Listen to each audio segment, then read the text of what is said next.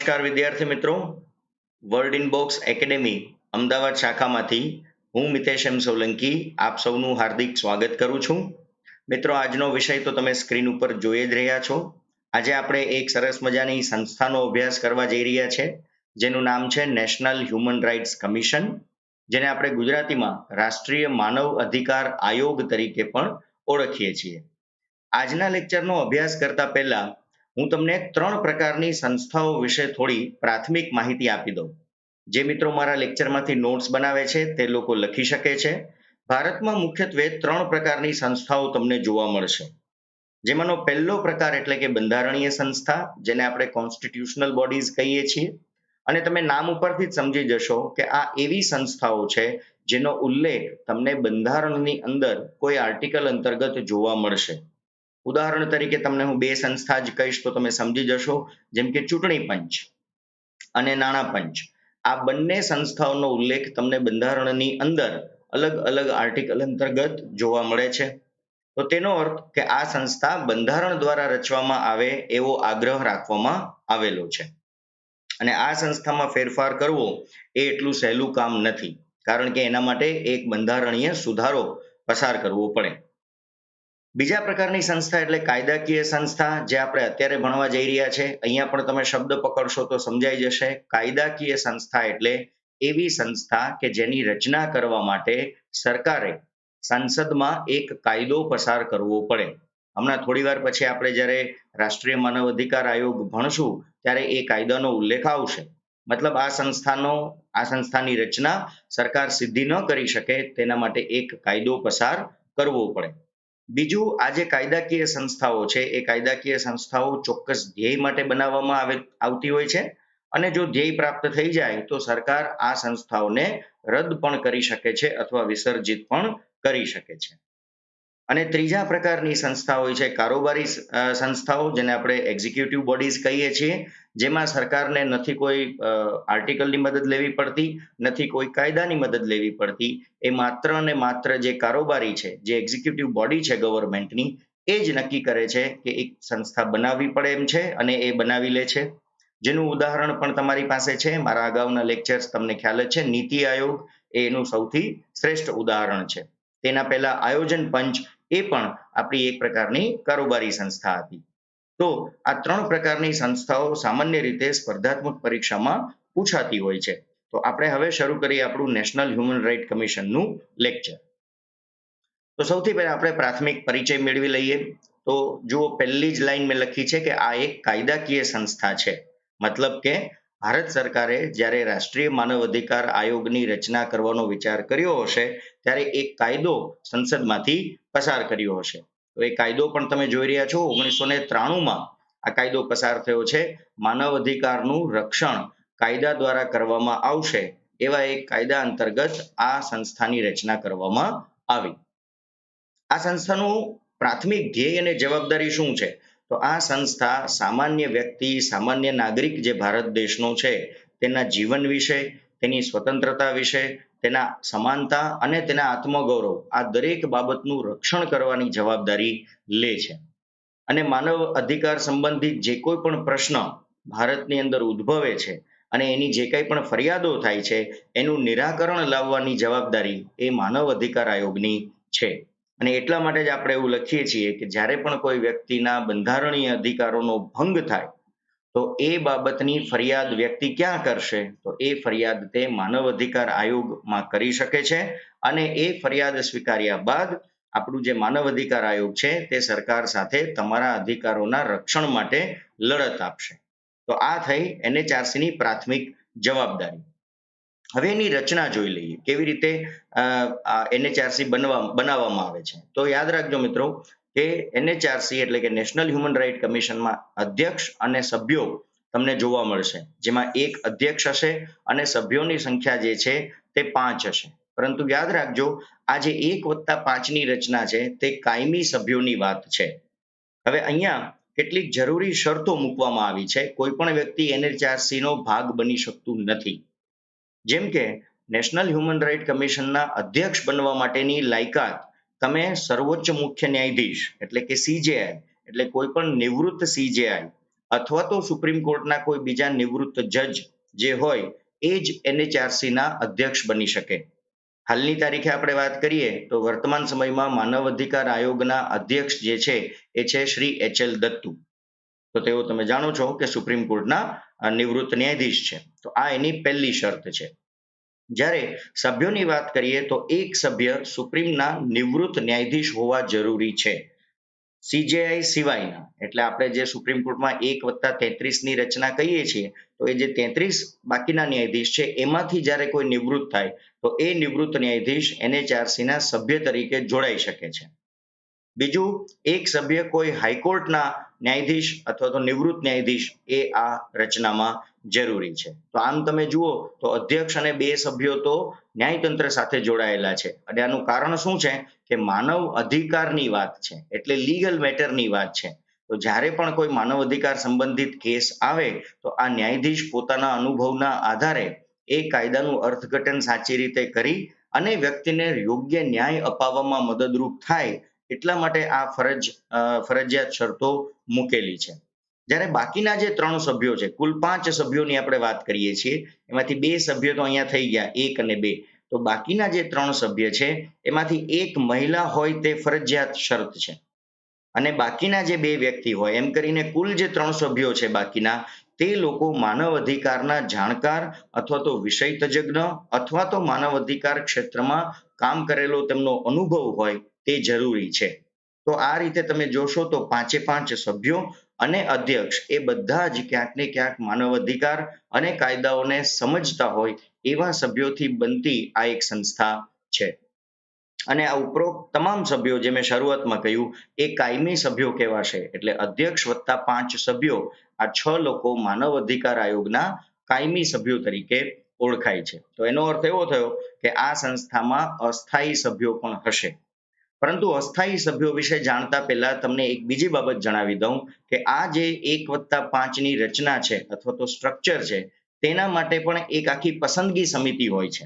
તો પહેલા આપણે એ જોઈ લઈએ કે આ જે સભ્યોની વાત છે, અધ્યક્ષની વાત છે, એની નિમણૂક માટે એક પસંદગી સમિતિ બનાવવામાં આવે છે. અને આ દરેક સભ્ય એટલે કે 5 સભ્ય અને અધ્યક્ષ એમની નિમણૂક રાષ્ટ્રપતિના હસ્તે જ હંમેશા કરવામાં આવતી હોય છે.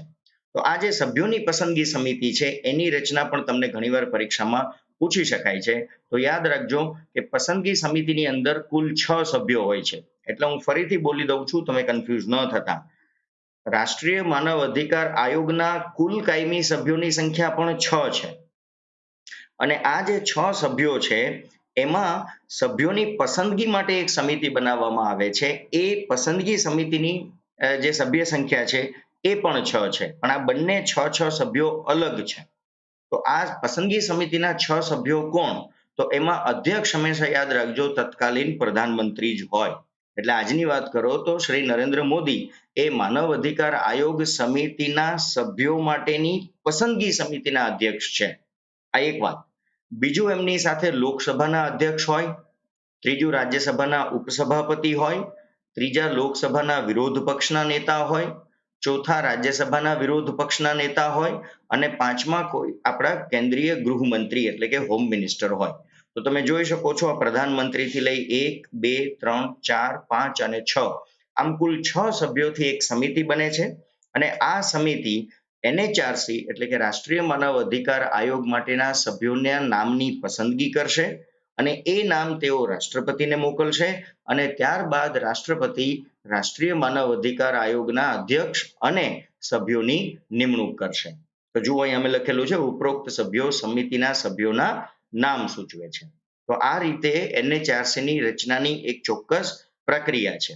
અને મેં તમને હમણાં જ કહ્યું કે હમણાં જે વાત કરી એ 6 કાયમી સભ્યો છે, પરંતુ આ સિવાય હોદ્દાની રૂએ પણ કેટલાક બીજા સભ્યો હોય છે. તો આ હોદ્દાની રૂએ કોણ કોણ સભ્યો હોય છે એ પણ ખાસ નોટ કરજો. માનવ અધિકાર આયોગ, રાષ્ટ્રીય માનવ અધિકાર આયોગમાં હોદ્દાની રૂએ રાષ્ટ્રીય લઘુમતી આયોગના અધ્યક્ષ એટલે કે national commission four backward class, એના ચેરમેન પણ અધ્યક્ષ ગણાય છે, સભ્ય ગણાય છે. રાષ્ટ્રીય અનુસૂચિત જાતિ આયોગના અધ્યક્ષ national commission for scheduled caste, આ સંસ્થાના અધ્યક્ષ પણ NHRC ના સભ્ય ગણાય છે.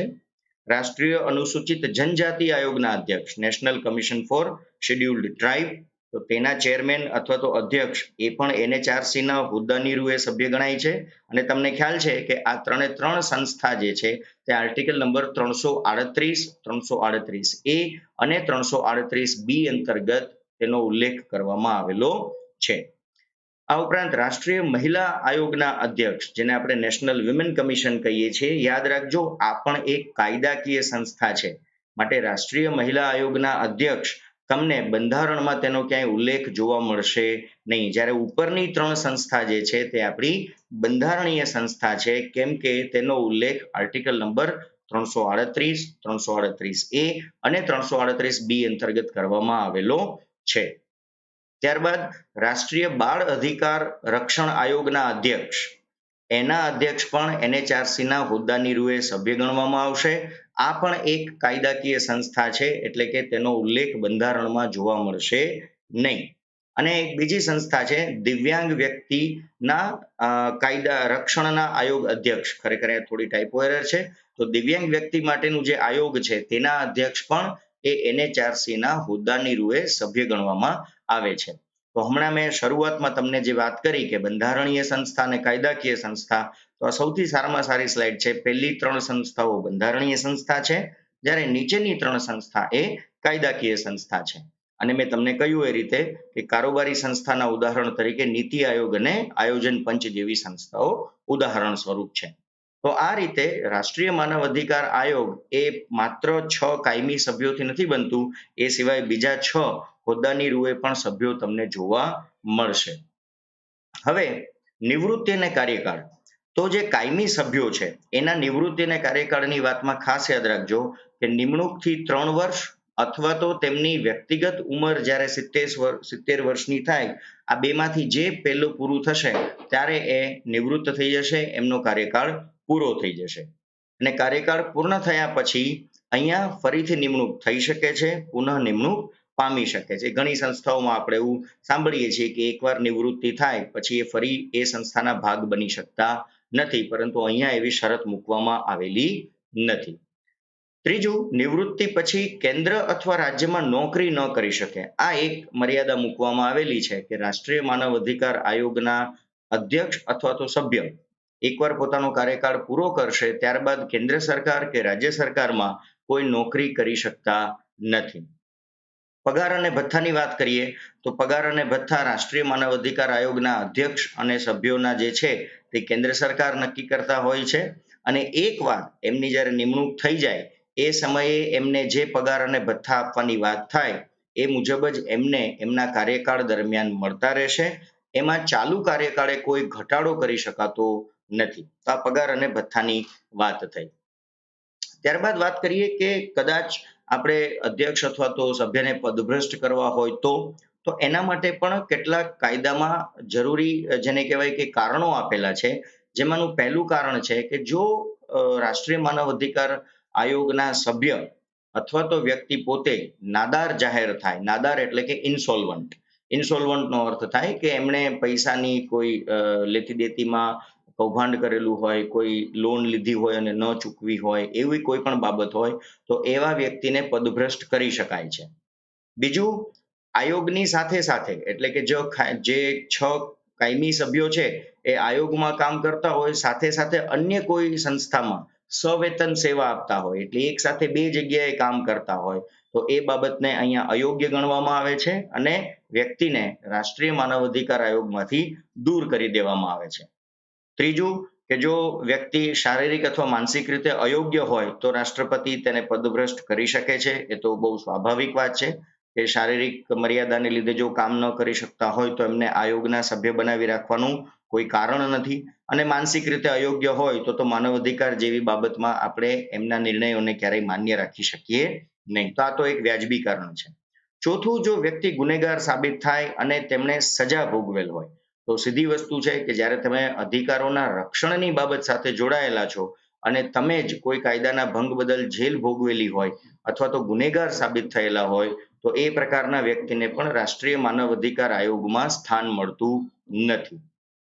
અને છેલ્લું પણ મહત્વનું કારણ કે જો રાષ્ટ્રીય માનવ અધિકાર આયોગના કોઈ અધ્યક્ષ અથવા તો સભ્ય ગેરવર્તણૂક કરે અથવા અસભ્ય વર્તન કરે તો તેને રાષ્ટ્રપતિ હટાવી શકે છે. પરંતુ અહીંયા તમે જોઈ રહ્યા છો કે મેં એક લાલ રંગની ફુદરડી એટલે કે એસ્ટ્રિક મૂકેલું છે.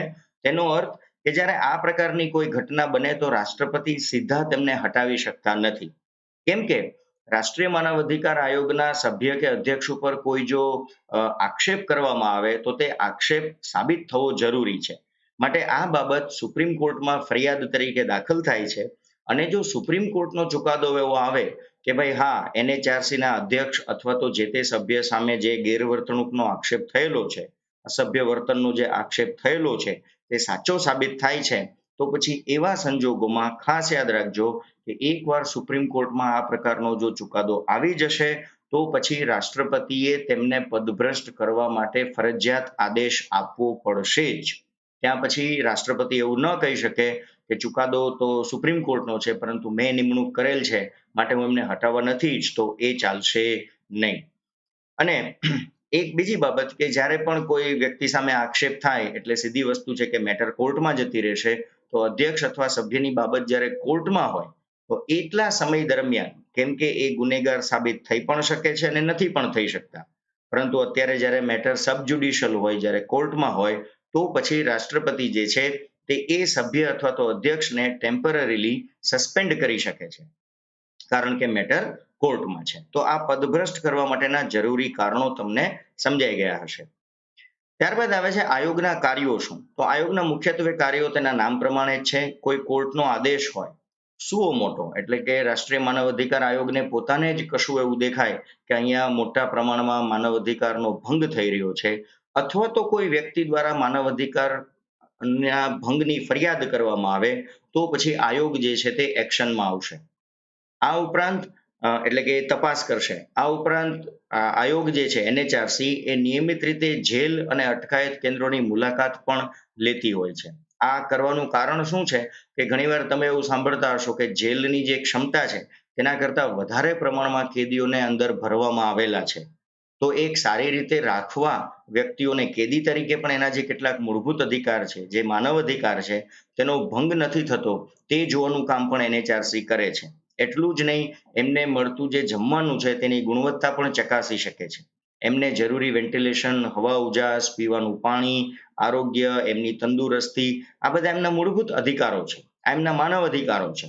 તો આવા કેન્દ્રોની મુલાકાત લે અને એમાં જો NHRC ને કોઈ જગ્યાએ એવું દેખાય કે અહીંયા આ ઠીક નથી, તો એના સૂચનો એ સરકારને મોકલી શકે છે કે અમારી મુલાકાત દરમિયાન અમને આ પ્રકારની બાબતો જોવા મળી. માનવ અધિકારની જેટલી જોગવાઈઓ સરકારે બાહેંધરી આપી છે તેનું પાલન થાય છે કે નહીં દરેક જગ્યાએ તે જોવાનું કામ પણ NHRC નું છે.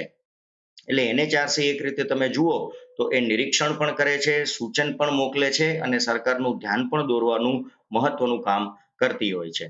આ ઉપરાંત આંતરરાષ્ટ્રીય સ્તરે તમને ખ્યાલ છે કે માનવ અધિકાર, મારો એક લેક્ચર છે જે મિત્રોએ ન જોયો હોય તેમને, કે બંધારણીય અધિકાર અને માનવ અધિકાર અને કાયદાકીય અધિકાર ઉપરનો એક સરસ લેક્ચર મેં આપેલો છે ઘણા સમય પહેલા.